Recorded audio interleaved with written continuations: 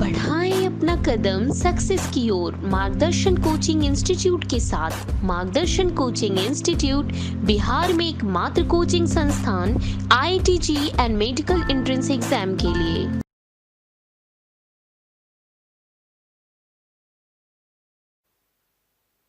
तो आज के लेक्चर में हम लोग बात करेंगे पॉलीमर की, और यही आपका ऑर्गेनिक केमिस्ट्री का लास्ट टॉपिक होगा। तो आइए let's see polymer.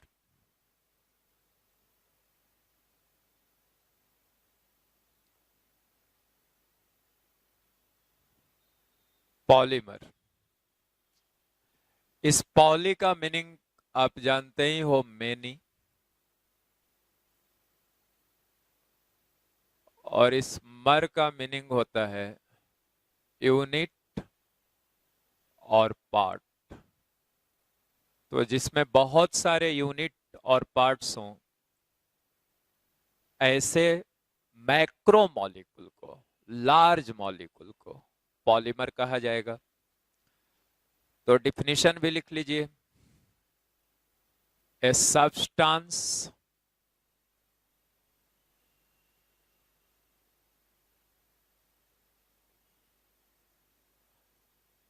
having high molecular weight, MW लिख दिया मॉलिक्यूलर वेट को,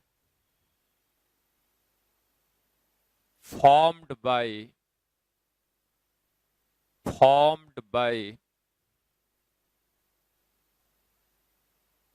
the addition of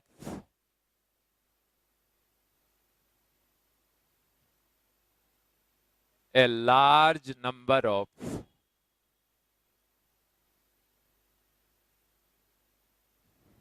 smaller molecules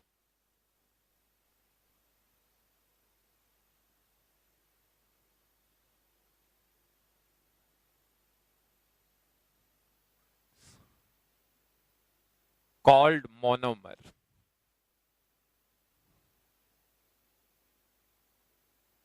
Monomer is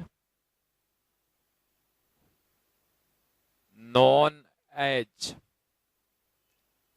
a polymer, and the process is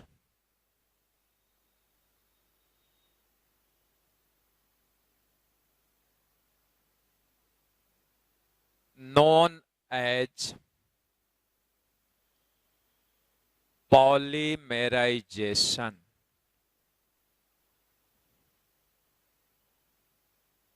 polymerisation. तो पॉलीमर को डिफाइन कर दिया, ऐसा सब्सटेंस जिसका मॉलिक्यूलर वेट हाई हो। कैसे बनता हो? Formed by the addition of a large number of a smaller molecules, और उन्हीं स्मॉलर मॉलिक्यूल्स को क्या बोलेंगे? मोनोमर। तो ऐसे हाई मॉलिक्यूलर वेट वाले सब्सटेंस को बोला जाएगा पॉलीमर। और मोनोमर से पॉलीमर के फॉर्मेशन का जो प्रोसेस हुआ, that process will be called polymerization, right. अब आइए, पॉलीमर को क्लासिफाई किया दो टाइप्स में। पॉलीमर, एक कहा होमोपॉलीमर,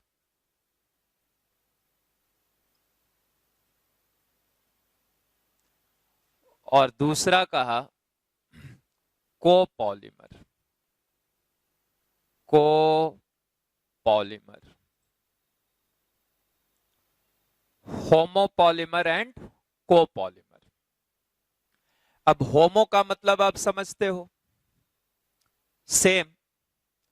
तो जो एक ही मोनोमर से बनता हो, only one type of monomer से बनता हो, तो ऐसे पॉलीमर को बोलेंगे हम लोग होमोपॉलीमर। और जो more than one type of monomer से बनता हो, उसको बोलेंगे कोपॉलीमर। तो आइए इसको भी लिख लीजिए। Polymer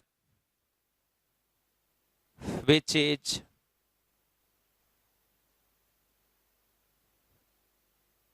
formed by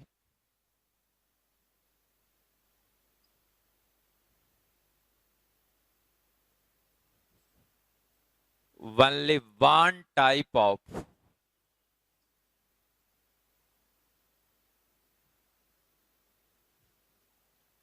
monomer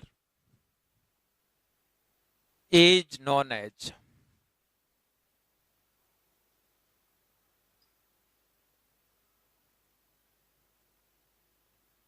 homopolymer.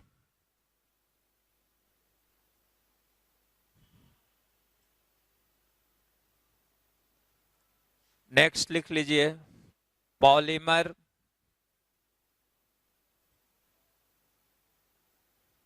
which is formed by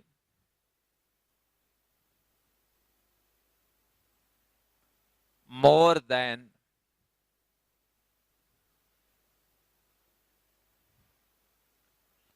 one types of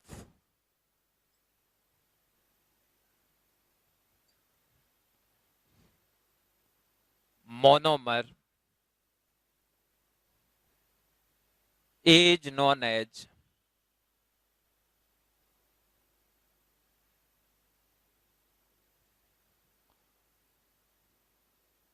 copolymer.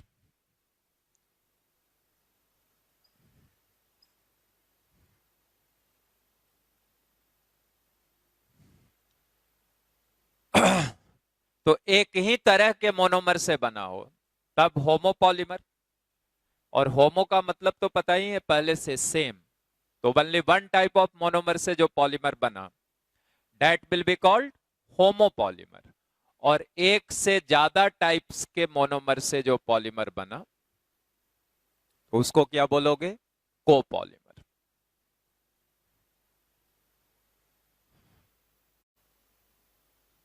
अब देखिए पॉलीमर का क्लासिफिकेशन सोर्स के बेसिस पे, तो लिख लीजिए classification of polymers on the basis of source।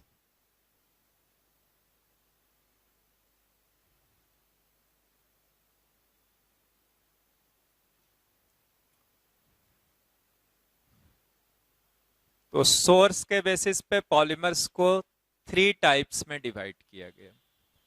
कौन कौन? तो फर्स्ट हुआ natural polymer.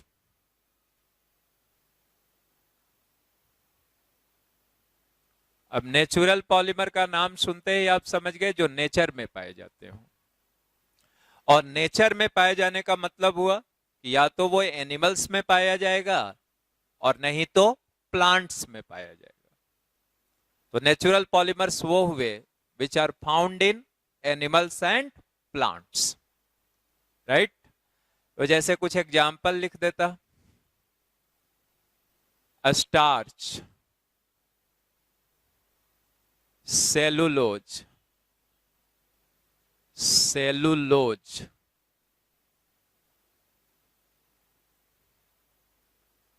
Proteins, rubber, natural rubber,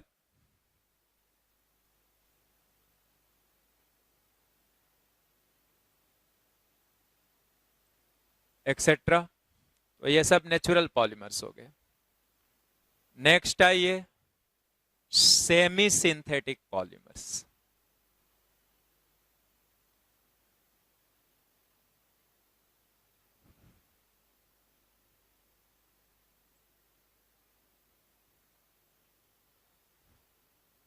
वो नाम है सेमी सिंथेटिक, मतलब नेचुरल सोर्सेज का ही, नेचुरल पॉलीमर्स के ही डेरिवेटिव्स होंगे, तब उसको क्या बोलोगे? Semi synthetic. पूरा पूरा सिंथेटिक नहीं है। सिंथेटिक बोलने का मतलब हुआ मैन मेड, तो पूरा पूरा मैन मेड नहीं है, पार्शियली मैन मेड है। राइट। तो जैसे कुछ एग्जाम्पल्स लिख लो, सेलुलोज एसीटेट, सेलुलोज एसीटेट, या इसी को रेयन भी बोलते हैं, रेयन, ब्रैकेट में लिख देता, rayon. Cellulose nitrate, cellulose nitrate, etcetera. तो ये सेमी सिंथेटिक हो गए। And last one is synthetic polymers, synthetic polymers.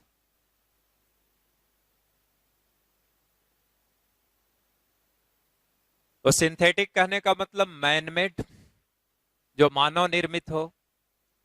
जैसे मान लो प्लास्टिक हो गया, तो प्लास्टिक का एग्जाम्पल लिख लो, प्लास्टिक, तो ये मैन मेड है। अब प्लास्टिक में लिख दिया मैंने पॉलीथीन, तो ब्रैकेट में लिख दे रहा हूं पर्टिकुलर प्लास्टिक हो गया पॉलीथीन, पॉलीथीन। वैसे ही fibre, fibre thread like solid, धागे के जैसा सॉलिड, तो फाइबर में हो गया फाइबर। सिंथेटिक फाइबर में तुम नायलॉन 66 लिख लो, तो यहां लिख दिया नायलॉन 66, 6,6, ये फाइबर का एग्जाम्पल हुआ। नेक्स्ट लिख लो रबर, सिंथेटिक रबर में हो गया बुनाएस, लिख लो बुनाएस। फिर यह सब मिलेगा हमको कि बुनाएस क्या है, आगे डिटेल में जानेंगे, राइट। तो ये क्लासिफिकेशन पॉलीमर्स का हुआ किस बेसिस पे, सोर्स के बेसिस पे, natural, semi synthetic and synthetic.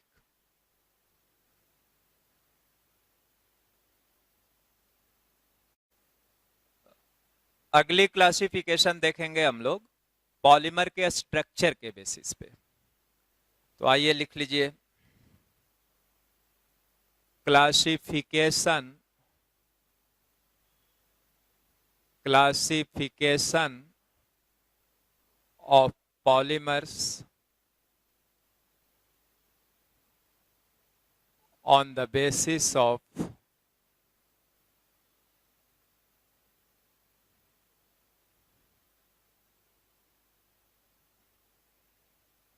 a structure।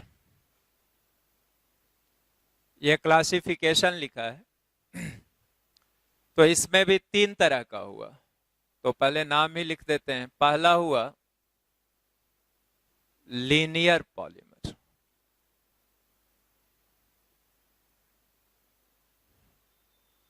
Next हुआ ब्रांच चैन पॉलीमर,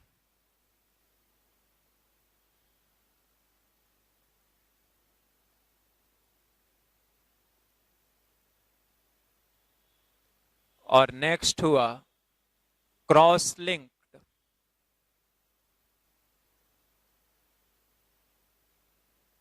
और इसी को कहते हैं नेटवर्क पॉलीमर। तो स्ट्रक्चर के बेसिस पे पॉलीमर्स को थ्री टाइप्स में क्लासिफाई किया गया। कौन कौन? Linear polymer, branch chain polymer and cross linked और नेटवर्क पॉलीमर, या इसको 3D पॉलीमर भी कहते हैं, 3 डायमेंशनल पॉलीमर। तो अब एक एक को देख लेते हैं। जैसे फर्स्ट लिखा लीनियर पॉलीमर, पॉलीमर और डिफाइन कर लो, कॉन्सिस्ट्स ऑफ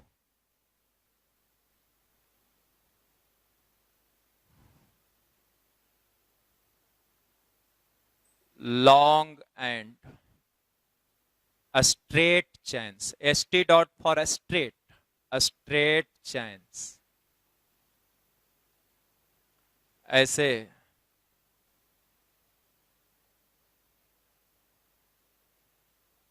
यही हो गया लीनियर पॉलीमर। कुछ एग्जाम्पल्स लिख लो। तो फॉर एग्जाम्पल हाई डेंसिटी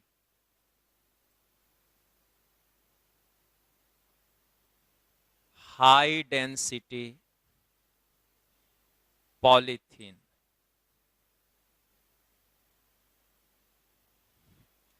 इसको शॉर्ट में लिखेंगे हम लोग HDP, high density polythene, HDP। तो लिख दिया यहां HDP, आगे से हाई डेंसिटी पॉलीथीन को HDP लिख देंगे। Polyvinyl chloride, polyvinyl chloride, short में PVC, पॉलीवाइनाइल क्लोराइड, एक्सेट्रा। तो ये हो गया लीनियर पॉलीमर। नेक्स्ट आ जाओ branch chain polymers.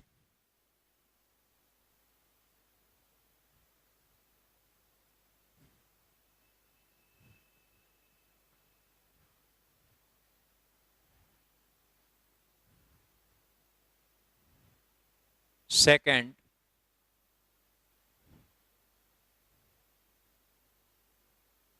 Branched chain polymers.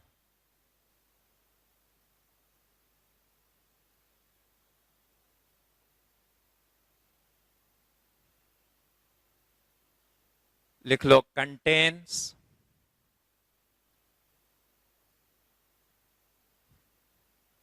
Linear चैन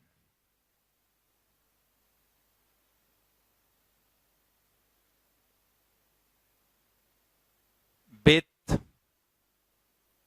some branches,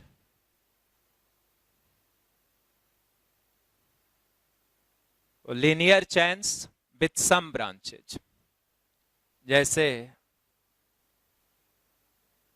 ये ब्रांचिंग दिखा लो, ये ब्रांचिंग दिखा लो, ये ब्रांचिंग दिखा लो, तो यही ब्रांच चैन पॉलीमर हो। एक एग्जाम्पल इसका लिख लीजिए ब्रांच चैन पॉलीमर का, low density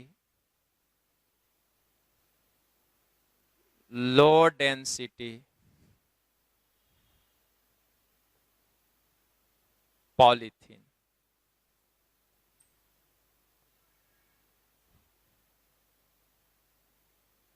LDP, high density polythene HDP, low density polythene LDP, right.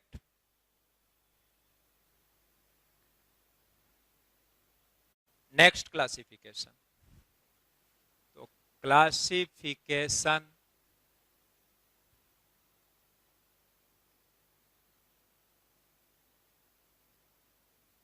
Of polymer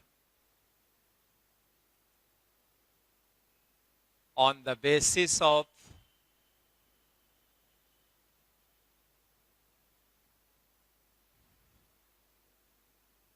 intermolecular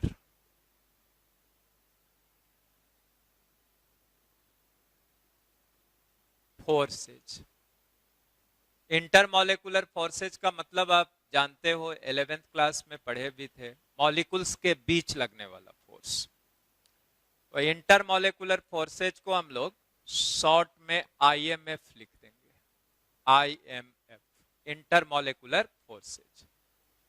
तो इंटरमोलेकुलर फोर्सेज के बेसिस पे पॉलीमर्स को 4 टाइप्स में बांटा गया। कौन कौन? एलास्टोमर,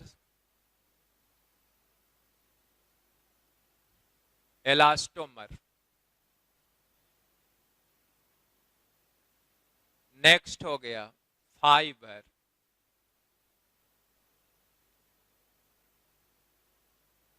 नेक्स्ट हो गया थर्मोप्लास्टिक, और नेक्स्ट हो गया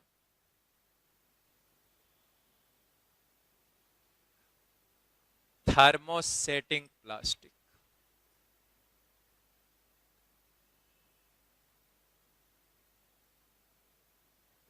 तो यही 4 टाइप हुआ। अब एक एक करके हम लोग सभी को देखेंगे। तो फर्स्ट ले लिया एलास्टोमर।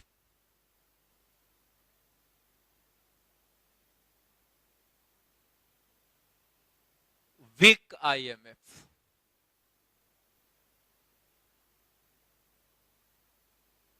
And few cross links.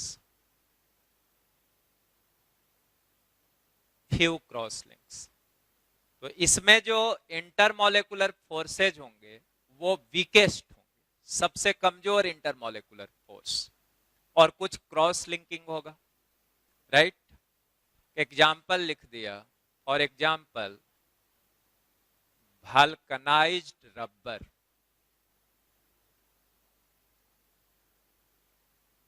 Vulcanised rubber, जैसे यहां मैं बना के दिखाता हूं।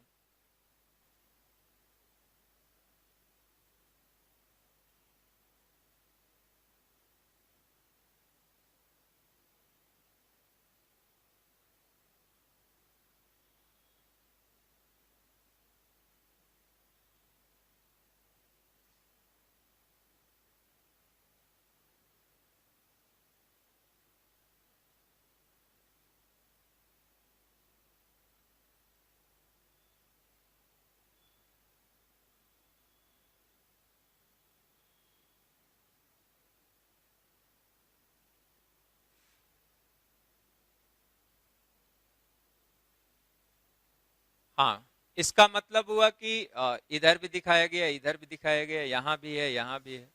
मीन्स यही यूनिट बार बार रिपीट होता रहेगा। ये जो यूनिट यहां लिखे हो, यही यूनिट बार बार रिपीट होता रहेगा।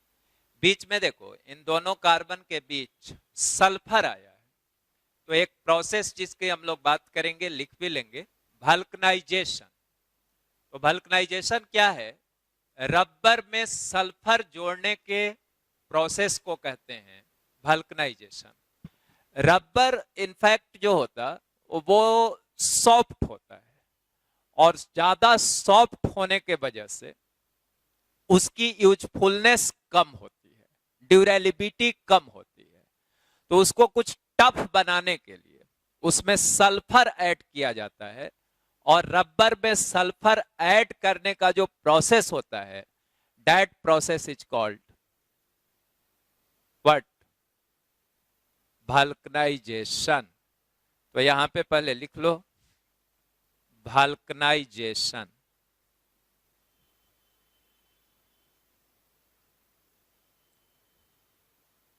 Process of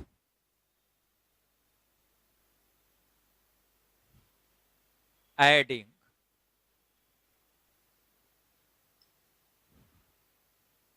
sulfur to rubber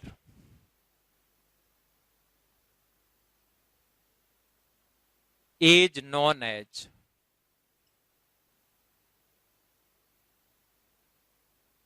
vulcanization।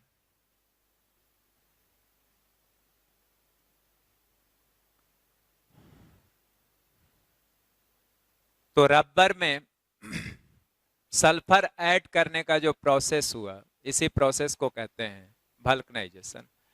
एलास्टोमर को तुम डे टू डे लाइफ में ऑलवेज यूटिलाइज भी करते हो। जैसे बोलते हो कि इस पर्टिकुलर सब्सटेंस में इलास्टिक प्रॉपर्टी है, तो इलास्टिक प्रॉपर्टी का मतलब क्या होता है? वो इजिली स्ट्रेचेबल हो, उसको स्ट्रेच किया जा सके आसानी से, और जैसे ही उस पे फोर्स लगाना बंद करते हो, एक्सटर्नल फोर्स लगाना बंद करते हो, वो फिर से अपने ओरिजिनल पोजीशन में रिट्रैक्ट कर जाए। तो इसी प्रॉपर्टी को आप क्या कहते हो? Elastic property. तो इलास्टोमर का एग्जांपल हुआ vulcanised rubber, right.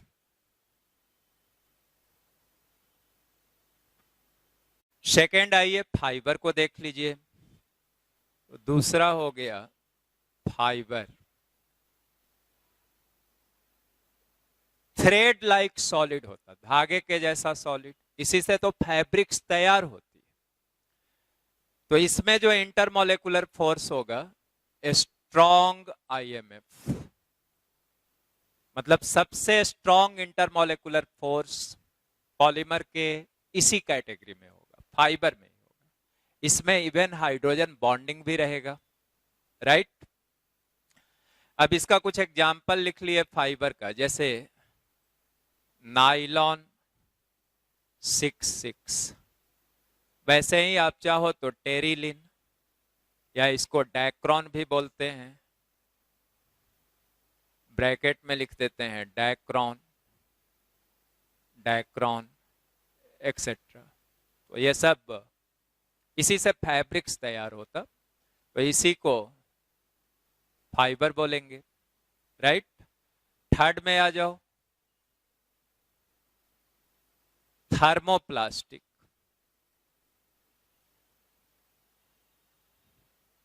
Thermoplastic, thermoplastic polymer,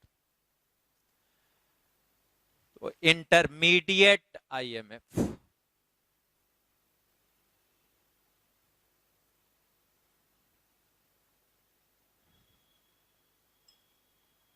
अब इस इंटरमीडिएट आईएमएफ को समझ लो, जो इंटरमोलेकुलर फोर्स होगा वो एलास्टोमर से, एलास्टोमर में अभी देखे थे कि वीकेस्ट आईएमएफ होगा, तो एलास्टोमर के रेस्पेक्ट में थर्मोप्लास्टिक में इंटरमोलेकुलर फोर्सेज स्ट्रॉन्ग होंगे, और फाइबर में देखे स्ट्रॉन्ग आईएमएफ, सबसे स्ट्रॉन्ग इंटरमोलेकुलर फोर्स फाइबर में था, तो फाइबर के रेस्पेक्ट में इसमें जो इंटरमोलेकुलर फोर्स होगा वो वीक होगा, इसीलिए लिखा गया इंटरमीडिएट। इंटरमीडिएट आईएमएफ का मतलब हुआ फाइबर से इंटरमोलेकुलर फोर्सेज कमजोर होंगे, जबकि एलास्टोमर के रेस्पेक्ट में इंटरमोलेकुलर फोर्सेज स्ट्रॉन्ग होंगे। अब समझ गए। एक और इसका प्रॉपर्टी लिख लो, capable of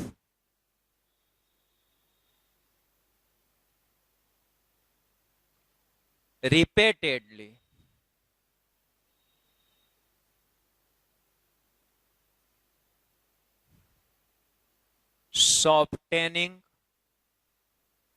softening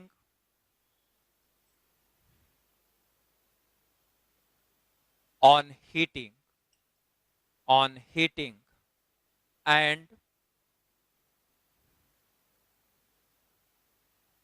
hardening on cooling। मतलब अगर इसको गर्म करोगे थर्मोप्लास्टिक को, तो गर्म करने पे सॉफ्ट होगा, और फिर ठंडा कर दोगे तो ठंडा करने पे हार्ड हो जाएगा, और ये काम ये रिपीटेडली कर सकता है। जैसे एक एग्जाम्पल लिख लो, polythene.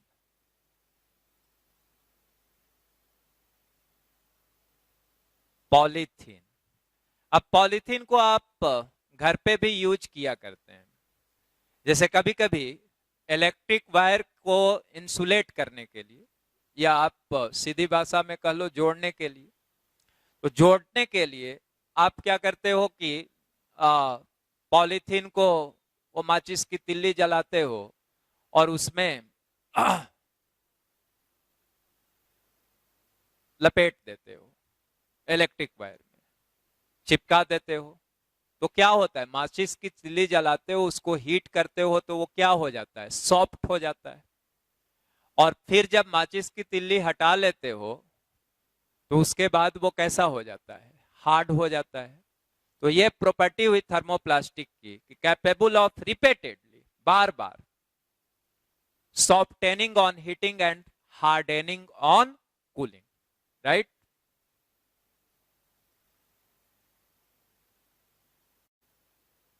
Fourth, thermosetting polymer.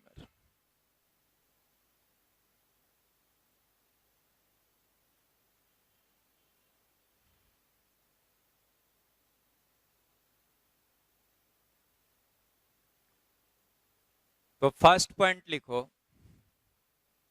these are highly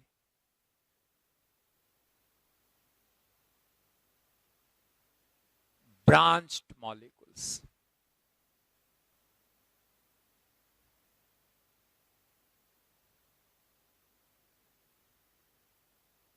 तो ये हाईली ब्रांच्ड होंगे. सेकंड लिखो, on heating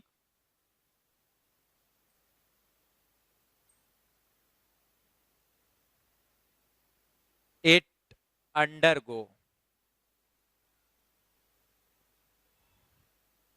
extensive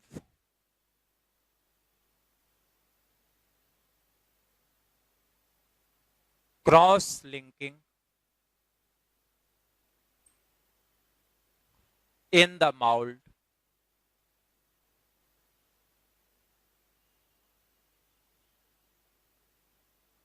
and again becomes infusible. Infusible मतलब ये कि अभी अभी सीखे थे कि जो थर्मोप्लास्टिक होगा उसको गर्म करने पे सॉफ्ट होगा और कूल करने पे, ठंडा करने पे हार्ड होगा, लेकिन इसको गर्म करने पे एक्सटेंसिव क्रॉस लिंकिंग होती है और एक्सटेंसिव क्रॉस लिंकिंग होने के वजह से यह कैसा हो जाएगा, इनफ्यूजिबल, मेल्ट नहीं करेगा. मतलब आसान शब्दों में कह सकते हो कि जो थर्मोसेटिंग पॉलीमर होगा वो गर्म करने पे हार्ड हो जाएगा, राइट. और इसीलिए चूंकि गर्म करने पे ये इनफ्यूजिबल हो जा रहा, इसीलिए इसको रीयूज नहीं कर सकते. थर्मोप्लास्टिक है तो उसको आप रीयूज कर सकते हो, बट थर्मोसेटिंग पॉलीमर है तो उसको रीयूज नहीं कर सकते. तो यह भी लिख लो, कैन नॉट बी रीयूज्ड.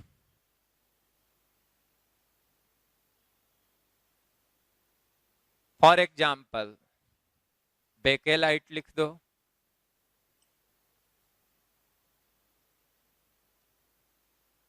तो ये आपका इंटरमोलेकुलर फोर्सेज के बेसिस पे क्लासिफिकेशन होगा.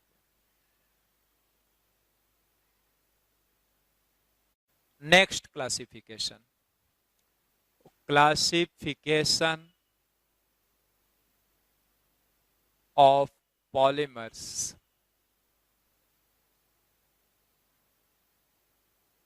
on the basis of mode of preparation.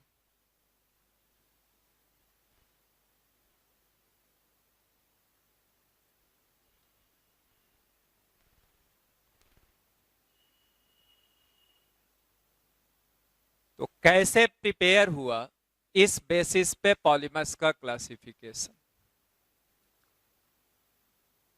तो इस बेसिस पे पॉलीमर्स को दो टाइप्स में बांटा गया. एक कहेंगे एडिशन पॉलीमर,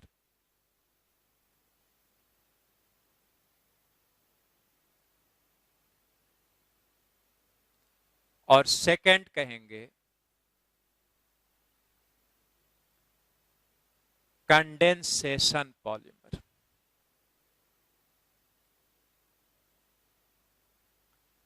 तो इसमें फर्स्ट लिखिए एडिशन पॉलीमर.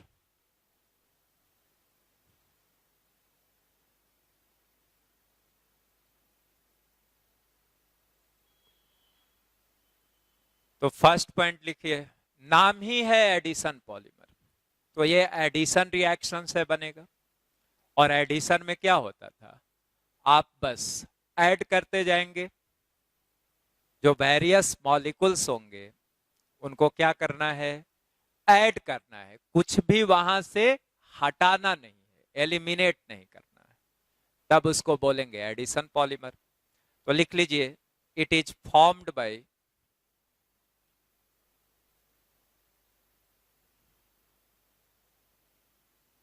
Addition reaction. और एडिशन रिएक्शन हम लोग पढ़ चुके हैं काफी पहले, तो एडिशन रिएक्शन से बनेगा। Next, it is also called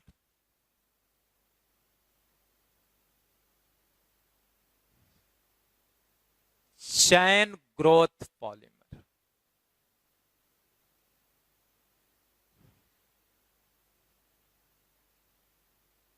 तो इसको और क्या बोलेंगे, इस नाम को कभी नहीं भूलेंगे। एडिशन पॉलीमर को ही क्या कहा जाएगा, चैन ग्रोथ पॉलीमर। नेक्स्ट, ये सबसे important point, if monomer is alkene comma alkadiene और their derivatives,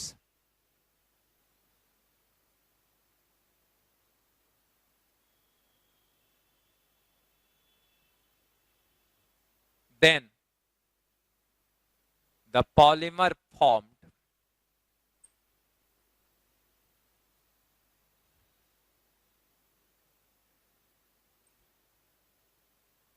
will be addition polymers।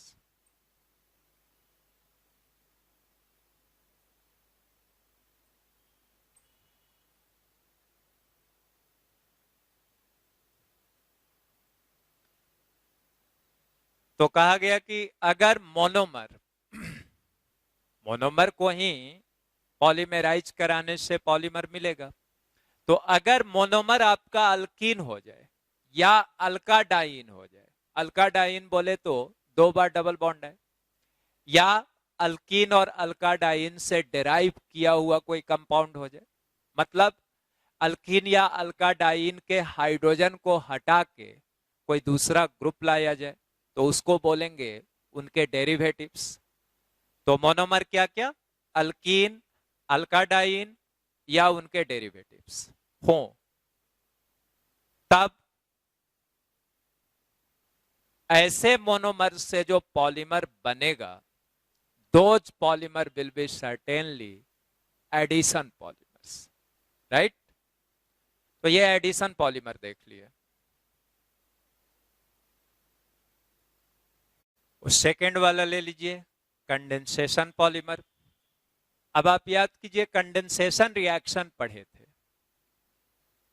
तो ऐसे पॉलीमर जो कंडेंसेशन रिएक्शन से प्रिपेयर होते हैं, और कंडेंसेशन में क्या होता था, 2 बड़े मॉलिक्यूल्स को जोड़ते थे, followed by elimination of a smaller molecule like water, alcohol, ammonia etcetera. तो 2 बड़ा मॉलिक्यूल को जोड़ के एक छोटा मॉलिक्यूल बाहर निकालते थे, तो ऐसे रिएक्शन को कहते थे क्या, कंडेंसेशन रिएक्शन। जैसे आप अल्डोल कंडेंसेशन पढ़े थे, पर्किन कंडेंसेशन पढ़े थे।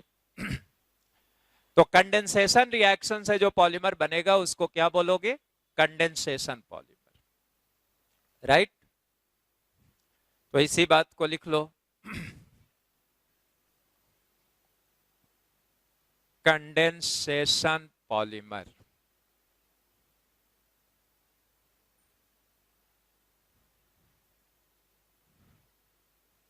तो फर्स्ट पॉइंट हुआ, it is formed by repeated condensation reaction. बहुत बार कंडेंसेशन रिएक्शन होगा। Next, it is also called a step growth polymer।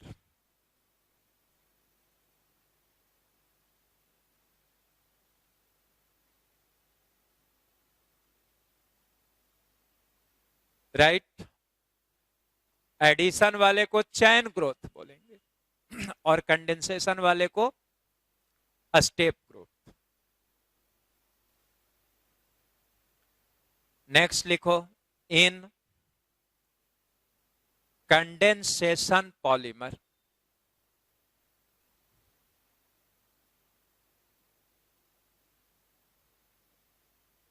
Comma, there should be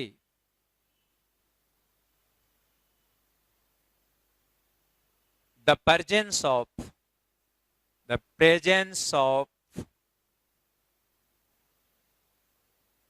two functional groups.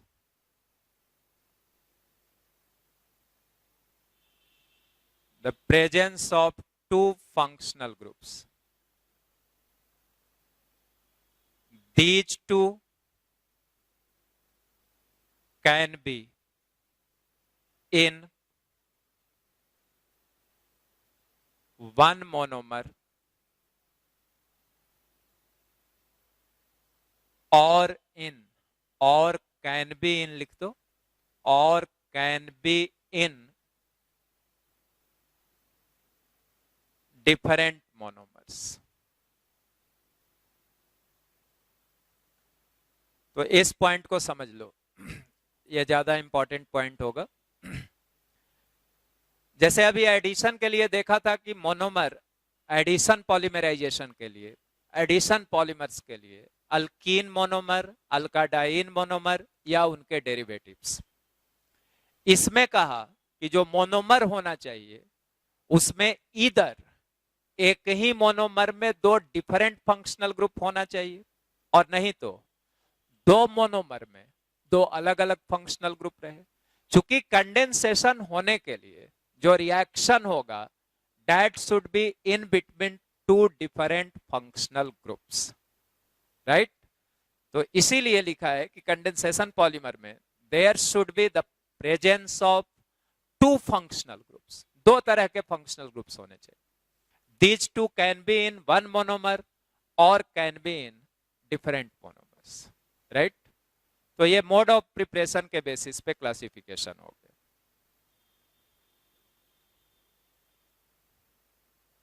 एक लास्ट क्लासिफिकेशन देखेंगे, तो लिखो, polymers are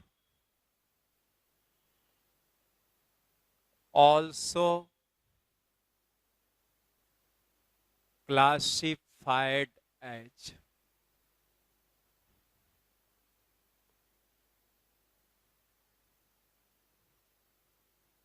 free radical polymerization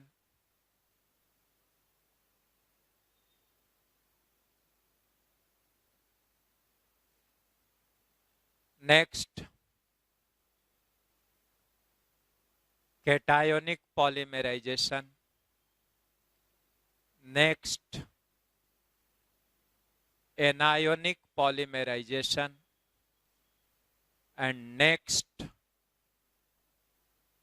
coordination polymerization। तो अब एक एक करके सभी को देखेंगे। तो फर्स्ट में आओ, फर्स्ट फ्री रेडिकल पॉलीमराइजेशन।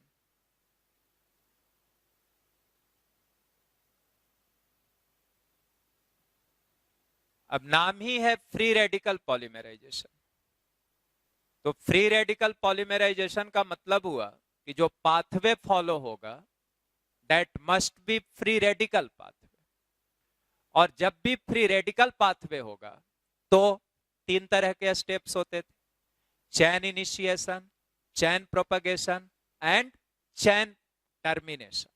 तो वो तीन तरह का स्टेप भी फॉलो होगा, राइट। तो लिख लो, it is initiated bye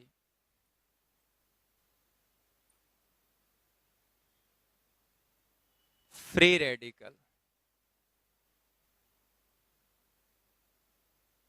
and a stable free radical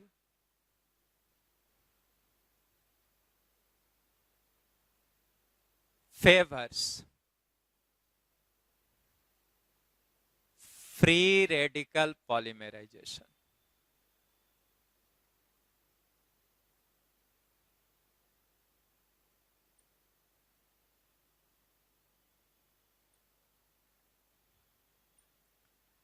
तो ये किसके द्वारा शुरू होगा?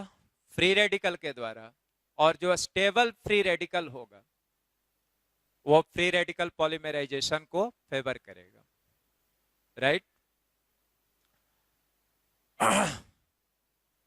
नेक्स्ट पॉइंट, तो this is very important.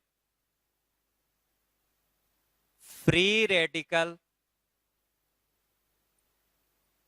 Polymerisation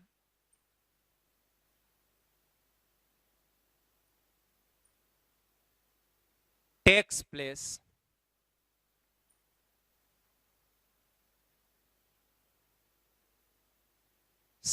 in presence of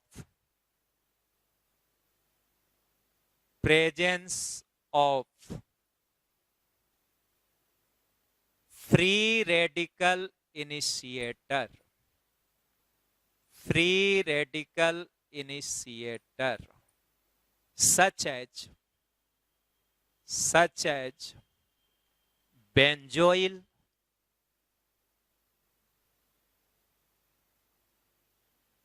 ZOYL, benzoyl peroxide, comma, acetyl peroxide,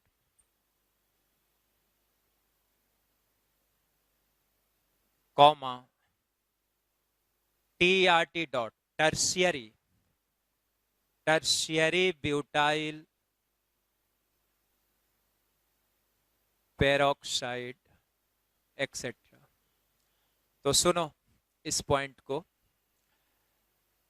जब कभी भी पॉलीमराइजेशन पेरोक्साइड के प्रेजेंस में हो, ज्यादातर यही बेंजोइल पेरोक्साइड लिया रहता या इनमें से कोई भी लिया रहेगा, कहने का मतलब पेरोक्साइड हो। तो जब भी पॉलीमराइजेशन पेरोक्साइड कैटलिस्ट के प्रेजेंस में हो तब सर्टेनली जो पाथवे पॉलीमराइजेशन का फॉलो हुआ होगा that must be free radical polymerization. जैसे मैं बेंजोइल पेरोक्साइड को लिखता हूं, यहां देखो, ये PH CO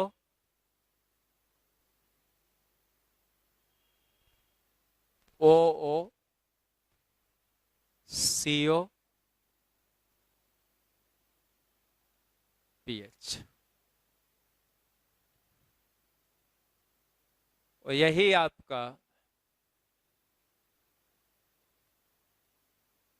benzoyl peroxide, this is benzoyl peroxide. अब यहां देखो, ये पेरोक्सी बॉन्ड है, ओ बॉन्ड को पेरोक्सी बॉन्ड कहते थे, ये सब तो पता है ना। अब यहीं पे होमोलिसिस हुआ बच्चों, ये होमोलिसिस हो गया, होमोलिसिस होके 2 molecules of PH COO dot, COO dot, right. अब यहां से देखो क्या होता है, ये एक इलेक्ट्रॉन यहां आया और इस बॉन्ड का एक इलेक्ट्रॉन यहां आया, एक इलेक्ट्रॉन इस पे गया, क्या निकल गया, देखो यहां एक इलेक्ट्रॉन मिलके एक डबल बॉन्ड बन गया। तो क्या हो गया, ये CO2 और यहां पे PH पे अनपेयर्ड इलेक्ट्रॉन आ गया, तो फेनाइल रेडिकल हो गया। तो ये तुम्हारा फेनाइल रेडिकल हो गया और माइनस यहां CO2 कर दो। तो इस फ्री रेडिकल इनिशिएटर से, इसी को कहेंगे बेंजोइल पेरोक्साइड, ये क्या है, फ्री रेडिकल इनिशिएटर। जैसे यहां से एक फ्री रेडिकल जनरेट हुआ और ये हाईली रिएक्टिव होगा। अब जैसे मान लो कि तुम्हारा मोनोमर इथीन है, तो अब ये इथीन पे जाएगा, पाई बॉन्ड को ब्रेक करेगा, जैसे इथीन लिख के ही दिखा देते कि यहां से ये जनरेट हो गया। अब तुम्हारा ये इथीन रहता, तो इथीन ये है। अब देखो इस बॉन्ड का होमोलिसिस हो गया, और ये इस पे अटैक किया, तो ये इस पे अटैक किया, एक इलेक्ट्रॉन इस बॉन्ड का इस कार्बन पे आया था, एक इलेक्ट्रॉन ये दिया, तो इस दोनों के बीच बॉन्ड हो गया। और यहां से ये क्या बन गया, इसके लिए अब मुझे पीएच लिख लेने दो। रिंग के लिए क्या लिख दिया बच्चों, पीएच। यहाँ क्या एक बॉन्ड बन गया इस कार्बन के बीच, तो पीएच CH2 डॉट। ये चैन इनिशिएशन कंप्लीट हो गया। अब जो ये रेडिकल बना, ये भी तो रेडिकल ही है। अब फिर इथीन के अगले मॉलिक्यूल पे ये इनिशिएशन हो गया। जब प्रोपगेशन में आएगा तो यही फिर इथीन पे जाकर के अटैक करेगा, रिएक्शन आगे प्रोसीड करेगा। जैसे ये हो गया इनिशिएशन स्टेप, इसको क्या बोल दोगे, चैन इनिशिएशन स्टेप, राइट। प्रोपगेशन में फिर ये जाकर के इथीन पे, फिर वहां पाई बॉन्ड टूटेगा और यही CH2 जैसे यहां से ये अटैक किया था तो ये ऐड हो गया था, अगले इथीन पे ये अटैक करेगा, फिर CH2 जुटता जाएगा। वैसे ही रिपीटेडली ये होता रहेगा और many units of CH2 will get added, chain बढ़ता चला जाएगा। इसीलिए तो इसको चैन ग्रोथ पॉलीमर कहते थे, एडिशन पॉलीमर को, एडिशन होता जाएगा, राइट। तो ये बात समझ गया।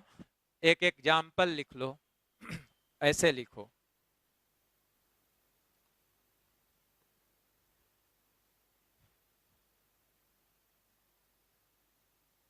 फॉर एग्जाम्पल, तो very important example, LDP, LDP को क्या पढ़ोगे, लो density polythene is prepared by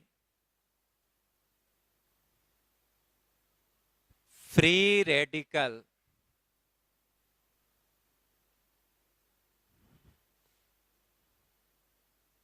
polymerization under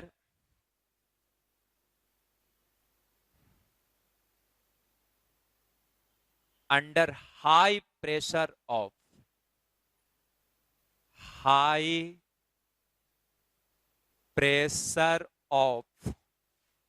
1000 to 2000 ATM atmosphere at a temperature of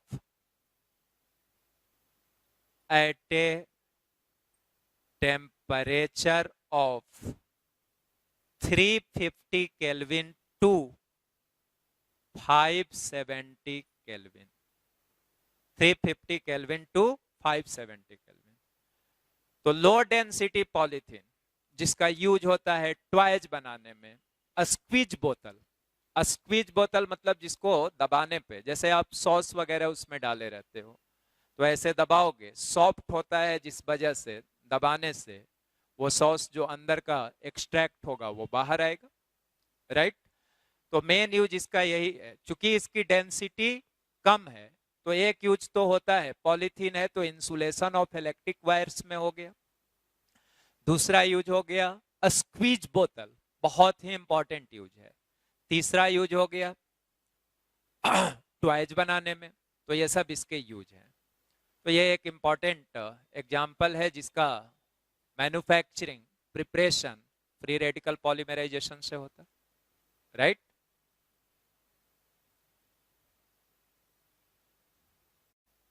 second ले लीजिए,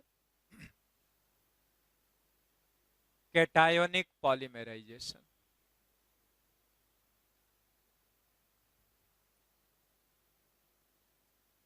तो नाम ही है कैटायोनिक पॉलीमराइजेशन, तो पाथवे कैटायोनिक पाथवे होगा, मतलब कार्बोकेटायन का फॉर्मेशन होगा।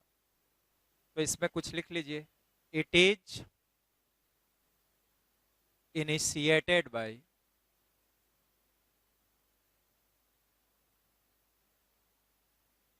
electrophile and a stable carbocation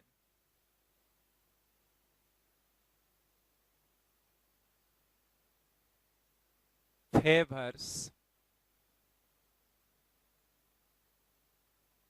cationic polymerisation.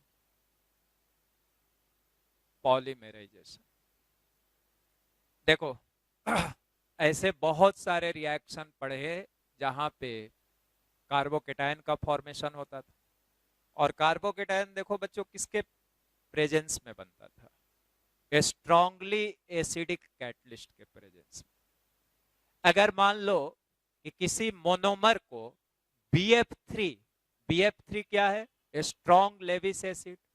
अब BF3 के प्रेजेंस में पॉलीमराइज कराया तो सर्टेनली जो पाथवे फॉलो होगा वो कौन सा होगा? Cationic polymerization. तो जब भी किसी लेविस एसिड के प्रेजेंस में या एसिड कैटलिस्ट के प्रेजेंस में पॉलीमराइजेशन हो तो certainly that will be cationic polymerization, मतलब कार्बोकेटायन का फॉर्मेशन हो। राइट। थर्ड आ जाओ, anionic polymerisation.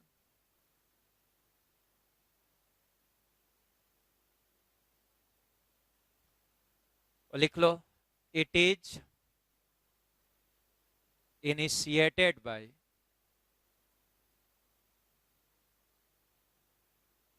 Nucleophile and a stable carbanion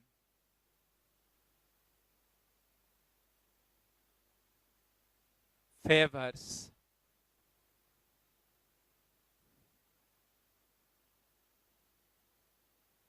anionic polymerization।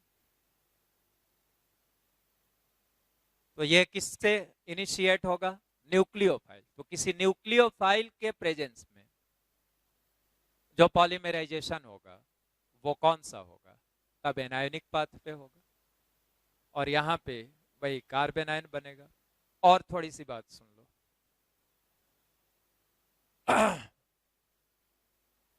जैसे जो एनायोनिक पॉलीमराइजेशन होता उसके लिए जो सुटेबल मोनोमर्स होंगे उनमें जरूरी तौर पे कोई स्ट्रॉन्ग इलेक्ट्रॉन विथड्रॉइंग ग्रुप मौजूद होना चाहिए। स्ट्रॉन्ग इलेक्ट्रॉन विथड्रॉइंग ग्रुप बोले तो जैसे कार्बोनिल ग्रुप हो या नाइट्रो ग्रुप हो या CN ग्रुप हो। तो मोनोमर में अगर कार्बोनिल ग्रुप आए, नाइट्रो आए, CN आए तो that will be suitable monomer for anionic polymerization। Nucleophile के प्रेजेंस में वो एनायोनिक पॉलीमराइजेशन वाले पाथवे को फॉलो करेगा, मतलब कार्बेनायन का फॉर्मेशन होगा। राइट। और फोर्थ, ये वाला तुम्हारे ज्यादा काम का है, कोऑर्डिनेशन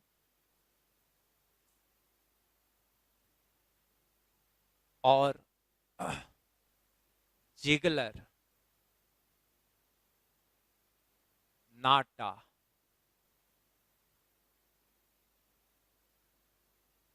जिगलर नाटा पॉलीमराइजेशन। तो इसको जिगलर नाटा पॉलीमराइजेशन भी कहते हैं या कोऑर्डिनेशन पॉलीमराइजेशन। अब देखो जिगलर नाटा कैटलिस्ट है तो इसको लिख लो ZIEGLER, जिगलर नाटा कैटलिस्ट। यह है क्या? C2H5 whole thrice Al plus TiCl4। यह इथाइल ग्रुप हो गया, अल्युमिनियम हो गया तो try ethyl aluminium. Right. Plus titanium tetrachloride. तो इसको अब से नहीं भूलोगे, डायरेक्ट भी तुम्हें पूछा जा सकता कि which is the correct formula of Ziegler Natta catalyst. तो this is the formula for Ziegler Natta catalyst.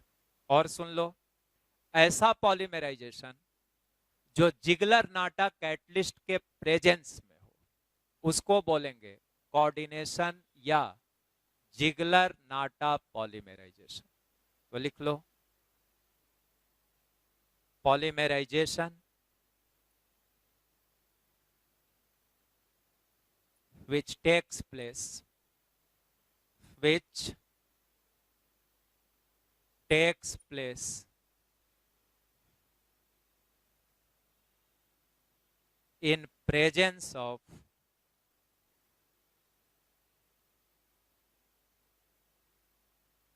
Ziegler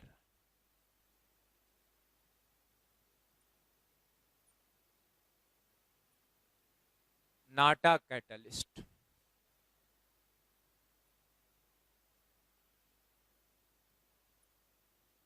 Is known as Ziegler-Natta polymerization.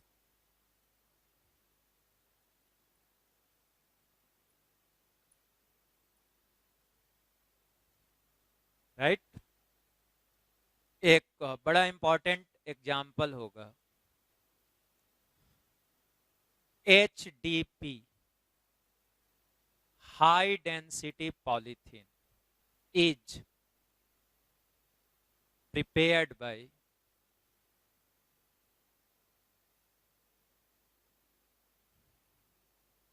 Ziegler-Natta polymerization.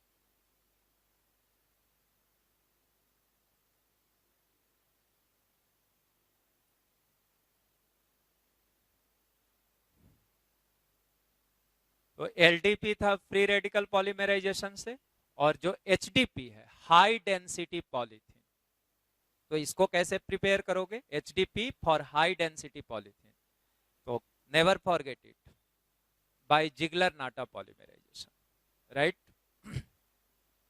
अब जैसे हाई डेंसिटी पॉलीथीन का यूज हुआ, हाई डेंसिटी है, वो low density था, तो उससे स्क्वीज बोतल बनता था। ये हाई डेंसिटी है, तो इससे टफ प्लास्टिक मटेरियल्स बनेगा, जैसे बकेट बनेगा, डस्टबिन बनेगा, इंसुलेटर्स बनेगा, एक्सेट्रा। तो ये सब किससे बनेंगे?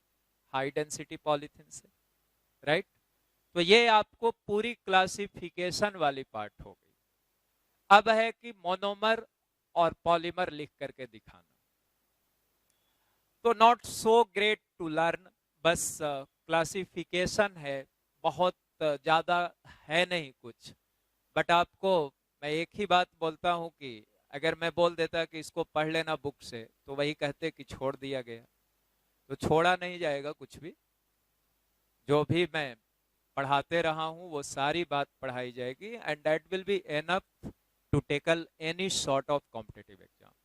एक बार मैं फिर से सारी बात को 5 मिनट में रिपीट कर देता हूं। देखो, पॉलीमर तो डिफिनीशन तो पता हो गया। अब पहले क्लासिफाई किया होमोपॉलीमर और कोपॉलीमर में। ध्यान से बस 5 मिनट सुन लो, कुछ बातें दिमाग में रह जाएंगी लंबे समय तक, बस फोकस करो मेरे साथ। Homopolymer, copolymer. होमो किसको कहता था? Only one type of monomer. Copolymer किसको कहता था? More than one type of monomer. अब आओ, नेक्स्ट क्लासिफिकेशन हुआ सोर्स के बेसिस पे। तो सोर्स के बेसिस पे 3 तरह के polymers, natural, semi synthetic, synthetic, right.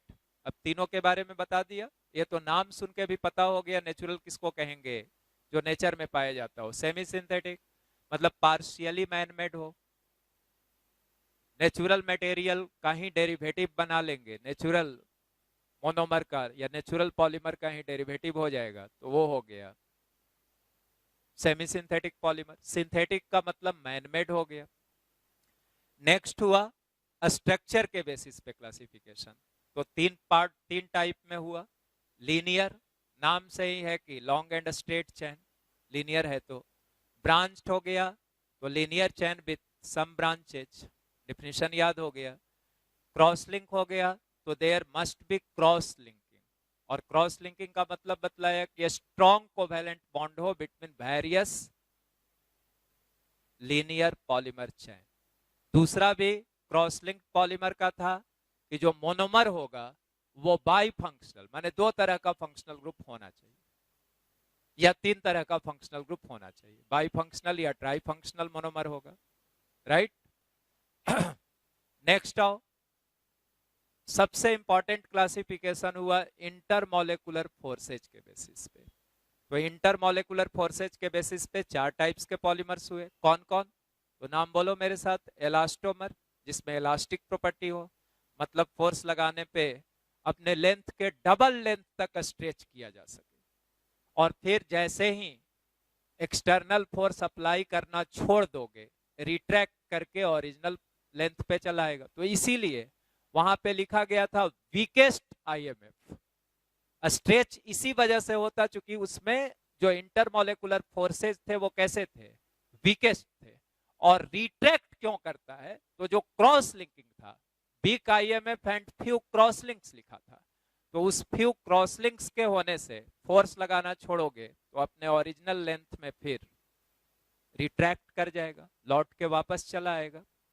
दूसरा था फाइबर, जिसमें स्ट्रॉन्ग आईएमएफ होगा, हाइड्रोजन बॉन्डिंग भी होगा, राइट। फाइबर का एग्जांपल जैसे जो भी तुमको फाइबर थ्रेड लाइक दिखता है, टेरिलिन हो गया, नाइलॉन 6 हो गया, नाइलॉन 6 भी आगे देखोगे अगले क्लास में, अगले लेक्चर में मोनोमर से पॉलीमर लिखना सिखाएंगे। नेक्स्ट हो गया तुम्हारा थर्मोप्लास्टिक, जिसमें इंटरमीडिएट आईएमएफ था, मतलब एलास्टोमर से स्ट्रॉन्ग इंटरमोलेकुलर फोर्स था, जबकि फाइबर के रेस्पेक्ट में वीक था। और उसकी प्रॉपर्टी थी repeatedly softening on heating and hardening on cooling. जैसे पॉलीथीन आप घर में भी अप्लाई करते हो, उसको यूज करते हो। नेक्स्ट आ जाओ, थर्मोसेटिंग पॉलीमर था। तो थर्मोसेटिंग में था कि these are heavily branched molecule, और हीट करने पे चूंकि एक्सटेंसिव क्रॉस लिंकिंग होता है, बहुत ज्यादा क्रॉस लिंकिंग हो जाता है, और इस वजह से वो एक हार्ड मास में कन्वर्ट हो जाता है, बिकम्स इनफ्यूजिबल, और इसीलिए उसको रीयूज नहीं किया जा सकता। एग्जाम्पल में बेकेलाइट बतलाया था। अब आओ मोड ऑफ प्रिपरेशन के बेसिस पे क्लासिफिकेशन। तो एक एडिशन पॉलीमर था, दूसरा कंडेंसेशन पॉलीमर था। एडिशन पॉलीमर वो हुआ जो एडिशन रिएक्शन से बनता हो। अब एडिशन रिएक्शन किसका होता था, तो तुमने देखा था कि अल्कीन का, अल्काडाइन का और उसके डेरिवेटिव्स, ये एडिशन रिएक्शंस हो करते हैं। तो जब भी आपका मोनोमर अल्कीन हो, अल्काडाइन हो या उसके डेरिवेटिव्स हो, तो जो पॉलीमराइजेशन होगा वो एडिशन पाथवे को फॉलो करेगा, और पॉलीमर को आप क्या बोलोगे, एडिशन पॉलीमर। दूसरा था कंडेंसेशन पॉलीमराइजेशन। तो कंडेंसेशन रिएक्शन से जो पॉलीमर बनता हो उसको कहोगे कंडेंसेशन पॉलीमराइजेशन। एडिशन वाले को चैन ग्रोथ भी कहते थे, और कंडेंसेशन वाले को क्या बोलते थे, step growth. Step by step growth करेगा, हर स्टेप में अलग अलग फंक्शनल ग्रुप आएगा।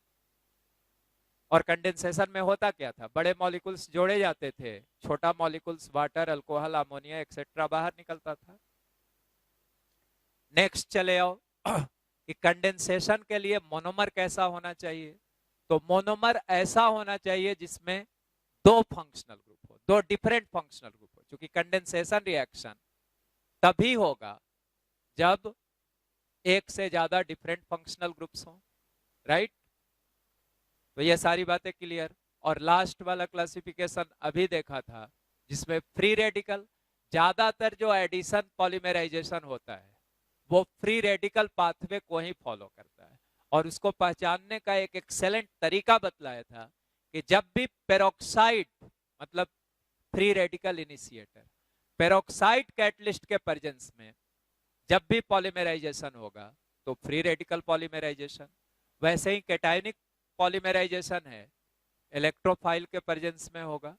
एनायनिक पॉलीमराइजेशन है, न्यूक्लियोफाइल के प्रेजेंस में होगा। कोऑर्डिनेशन पॉलीमराइजेशन है, जिगलर नाटा कैटलिस्ट के प्रेजेंस में होगा। एक इंपॉर्टेंट बात जो आप कभी नहीं भूलोगे, जो लो डेंसिटी पॉलीथीन था वो आपका फ्री रेडिकल पॉलीमराइजेशन से बना था, और जो हाई डेंसिटी पॉलीथीन है वो आपका कोऑर्डिनेशन या जिगलर नाटा पॉलीमराइजेशन से बना था। तो इतनी ही बात थी, इसी को उतना देर से मैं एक एक बात को बता रहा था, राइट। अगले लेक्चर में मोनोमर से पॉलीमर लिखना, जो कि बहुत आसान होगा, बस मोनोमर को आपको याद रखना है। तो केमिस्ट्री सारा पढ़ चुके हो, अब ये सब खाली जिसको फॉर्मेलिटीज बोलते हैं, औपचारिकता बस है, कहने कहाने वाली बात कि हाँ ये भी पढ़ाया गया था, वो भी पढ़ाया गया था।